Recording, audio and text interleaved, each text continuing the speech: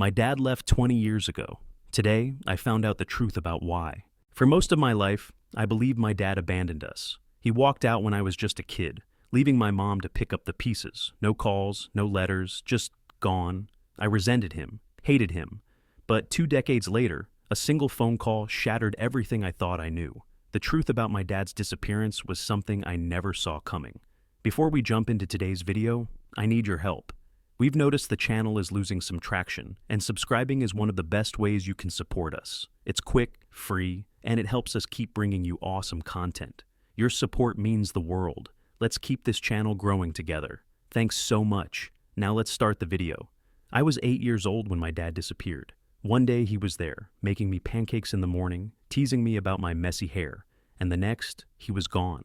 No note, no explanation. Just an empty chair at the dinner table and my mom's hollow stare. She told me he left us, that he didn't want this life anymore, that we had to move on.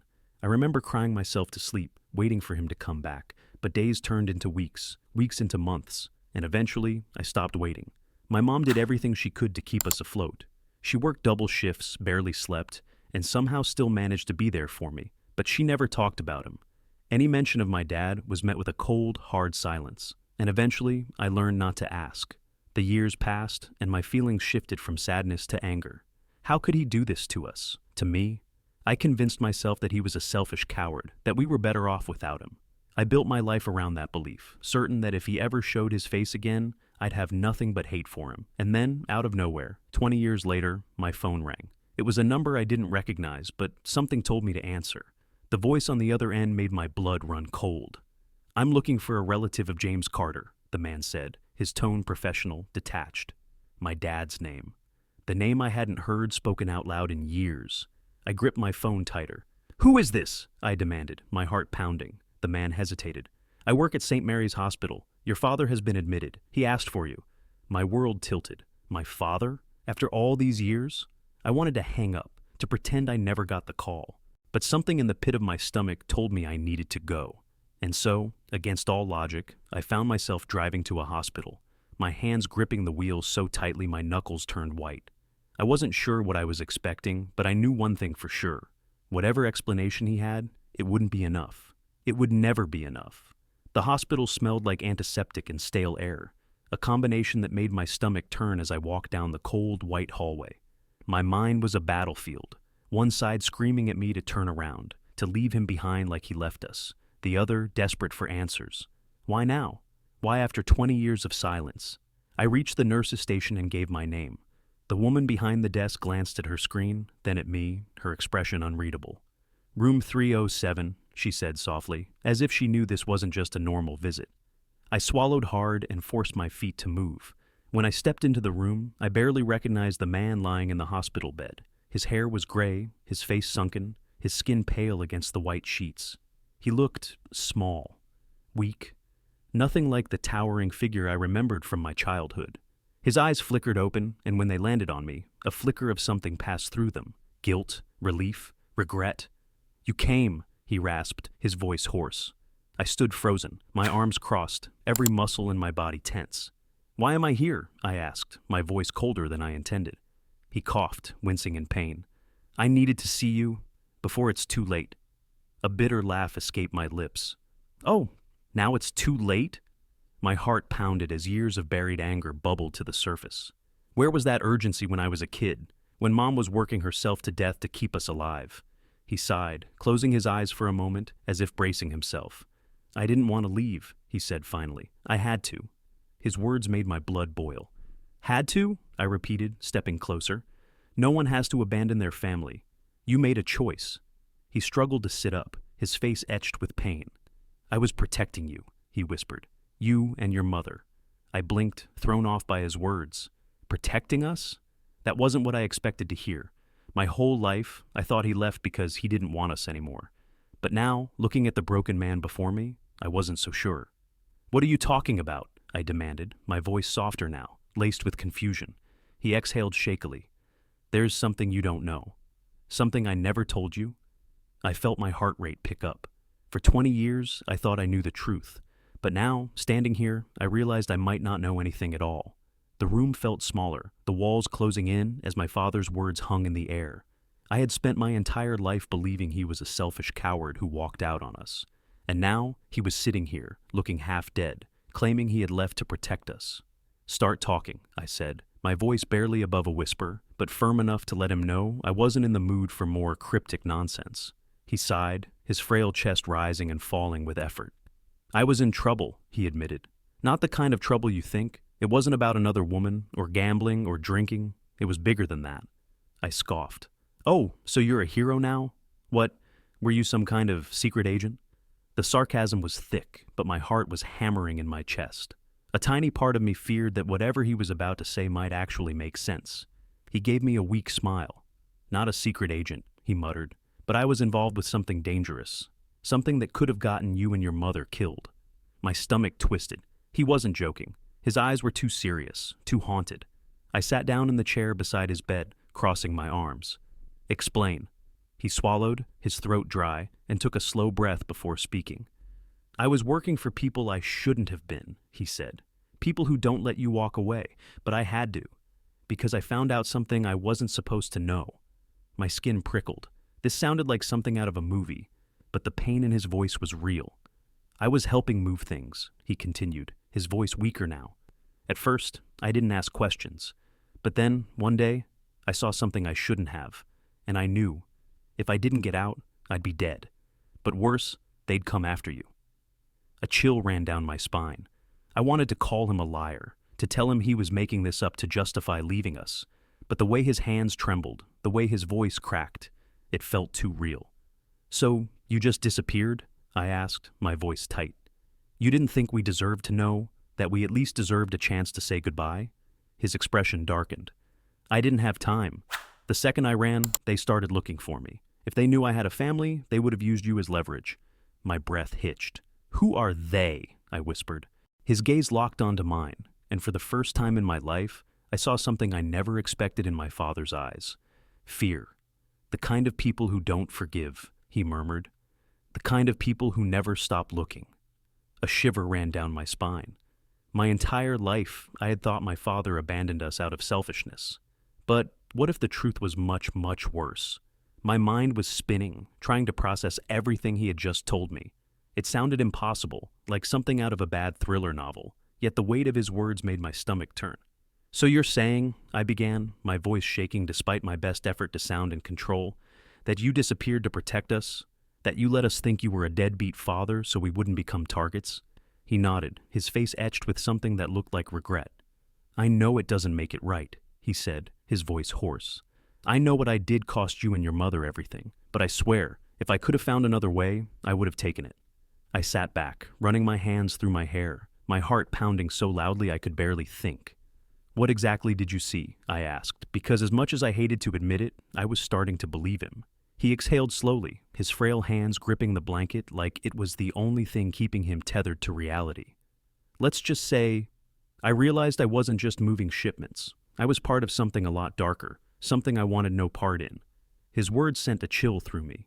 "Drugs," I guessed, but the way he shook his head made my stomach tighten. "Worse." "Worse?" I didn't even want to imagine what that meant. "They knew I wanted out," he continued, his voice barely above a whisper now. "And the moment I tried to walk away, I became a liability. I ran, changed my name, lived like a ghost." He let out a bitter laugh. "But you can only run for so long." I swallowed hard. "Are you saying they found you?" His eyes darted to the door, like he expected someone to barge in at any moment. "Not yet," he admitted. "But they will." A cold wave of dread washed over me. If what he was saying was true, then this wasn't just his problem anymore. It was mine, too. I had spent years hating this man, believing he had chosen to leave us. Now, I was faced with the horrifying possibility that he had spent his life running not from responsibility, but from death itself. "What do we do?" I asked, my voice barely above a whisper. His gaze softened. "You walk away," he said. "Forget this conversation. Forget me.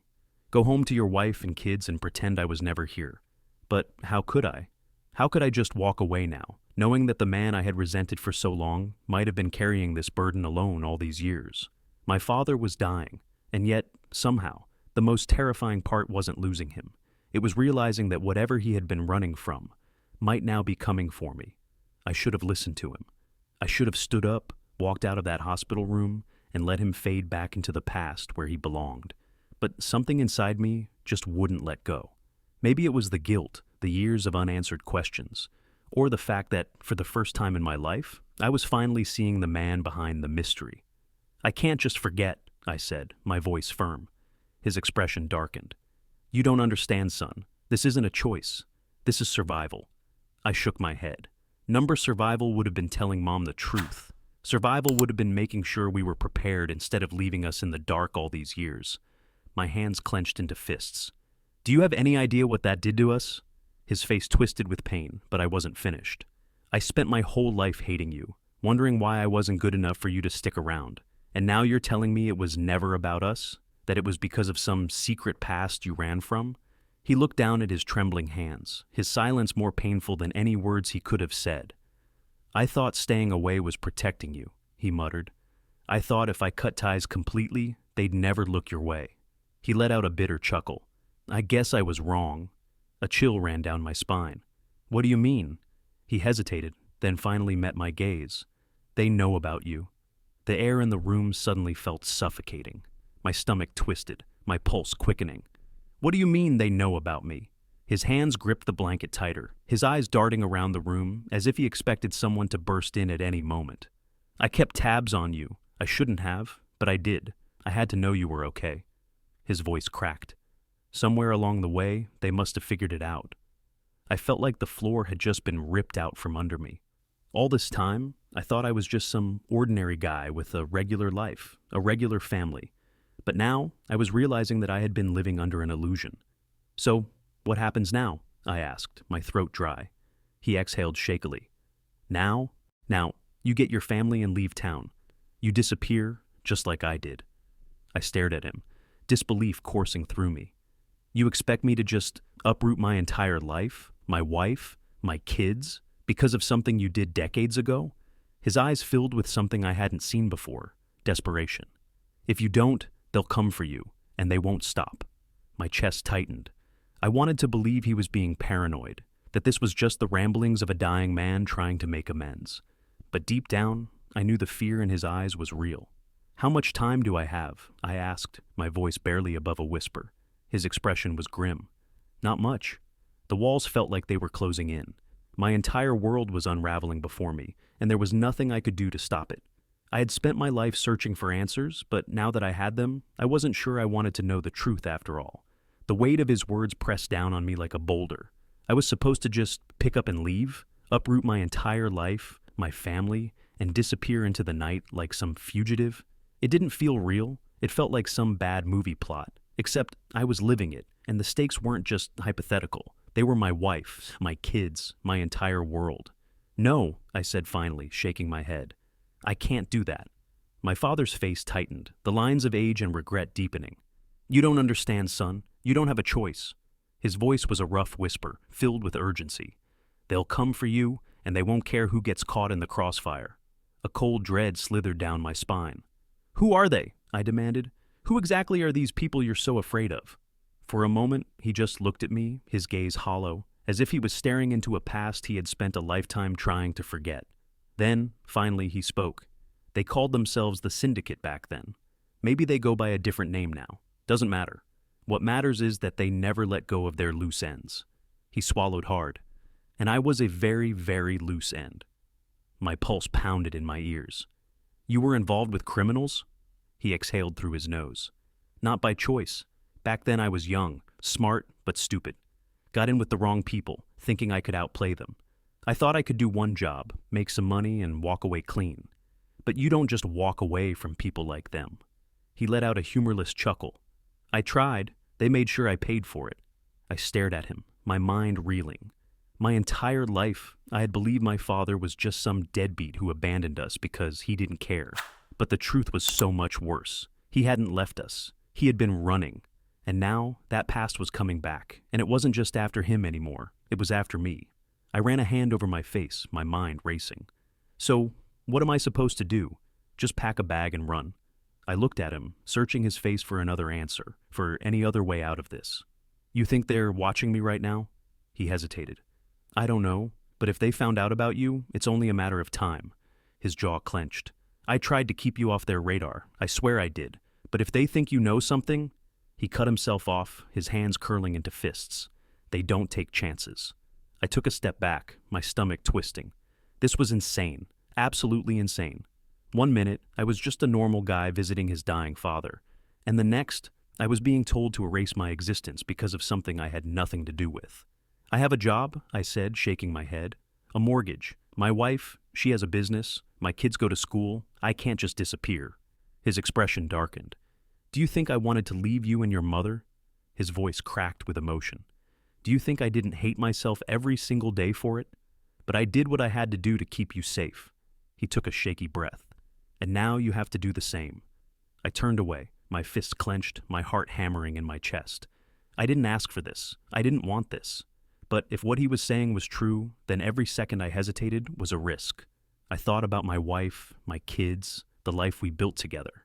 If anything happened to them because of me, I couldn't live with that. Slowly I turned back to face him.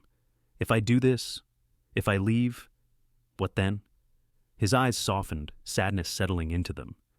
Then you survive. You keep your family safe, and you never look back. I swallowed the lump in my throat. This wasn't just a decision. It was a death sentence for the life I had known. And no matter what I chose, I wasn't sure I would ever be able to forgive him for it. I drove home in a daze, my father's words looping in my mind like a broken record. My hands were gripping the steering wheel so tight my knuckles turned white, but I barely noticed. The reality of what he told me sat heavy in my chest, a weight I couldn't shake. I wanted to believe he was just some paranoid old man spinning a story to justify the years he'd spent running from us. But deep down, I knew better. The fear in his eyes, the urgency in his voice, those weren't things you could fake. By the time I pulled into the driveway, my body was trembling with exhaustion, but sleep was the last thing on my mind. The house was dark, save for the warm glow of the living room lamp. My wife, Emily, was waiting for me, curled up on the couch with a book in her hands. When she looked up and saw me standing there, frozen in the doorway, her brows knitted together in concern. "Hey," she said softly, setting the book aside. "You okay?" I wasn't, not even close.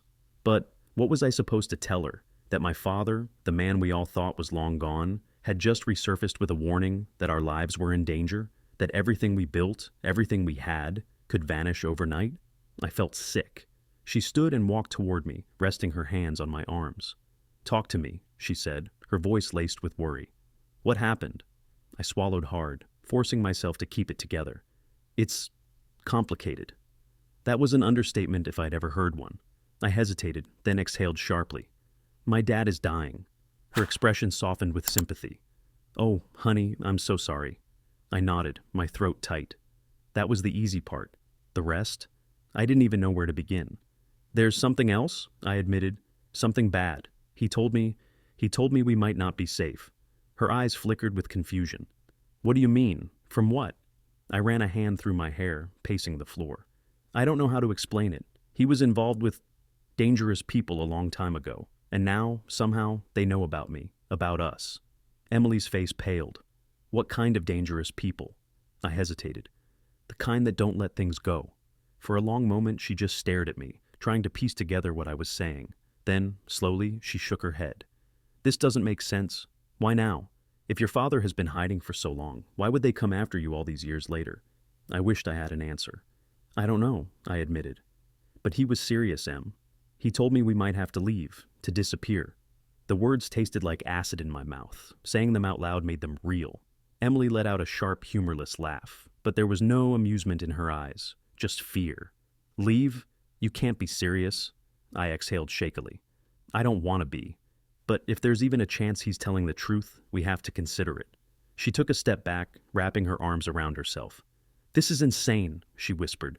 "We have a home, a life. The kids, how are we supposed to just uproot everything and run? To where?" I shook my head. "I don't know, but I'd rather run than risk something happening to you. To the kids." Tears welled in her eyes, and for the first time since I walked through the door, I saw it. The fear sinking in. The realization that this wasn't some bad dream we could wake up from. This was real. "We need to think," she said finally, her voice barely above a whisper. "We can't make a decision like this overnight."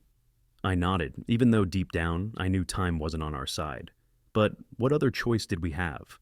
The The night passed in a blur of whispered conversations, frantic online searches, and a creeping sense of paranoia that settled deep in my bones.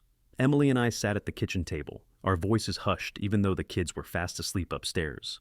Every time the wind rattled the window or a car passed outside, my heart jumped into my throat. My father's warning kept replaying in my mind. They know about you now. Emily rubbed her temples, exhaustion evident in her face. So what do we do? She asked, her voice strained. Just pack up and leave everything behind? Our home, our jobs, the kids' school? I hesitated. If it's the only way to keep us safe, yes. She let out a shaky breath, staring at me like I was a stranger. And you trust him? After all these years, you just believe everything he says? I ran a hand down my face. I don't know what to believe, Em, but he's dying. He had no reason to lie. And the way he looked at me, I've never seen him scared before. Not like that. She swallowed hard, glancing toward the staircase. And what do we tell the kids? That their whole lives are about to change overnight? I shook my head. We tell them as little as possible, just enough to keep them calm. We say it's a vacation, something temporary. Her hands clenched into fists. And what if it's not temporary? I didn't have an answer. The silence between us stretched, thick with everything we weren't saying. Then Emily finally spoke, her voice barely above a whisper. I can't believe this is happening. Neither could I. But as if on cue, my phone buzzed against the table, sending a sharp jolt of dread through me. I grabbed it, heart hammering. The number was unfamiliar. Who is it? Emily asked, her voice tight. I didn't answer. Instead, I took a deep breath and answered the call. A deep voice crackled through the speaker, low and measured. Your father should have stayed gone. A cold chill shot through me. The call disconnected. I stood there frozen, the air sucked from my lungs. My hands trembled as I lowered the phone. Emily's face had gone pale. Who was it? She whispered. I looked at her, my stomach twisting. We have to go, now. The fear in her eyes mirrored my own, but she didn't argue. She simply nodded and stood. Within minutes, we were shoving essentials into bags, waking the kids with soft reassurances that everything was fine, that we were just going on a little trip. I kept glancing out the windows, expecting to see headlights creeping up our driveway, shadows shifting in the darkness. By the time we were pulling away from the house, I knew one thing for certain. Our lives would never be the same again.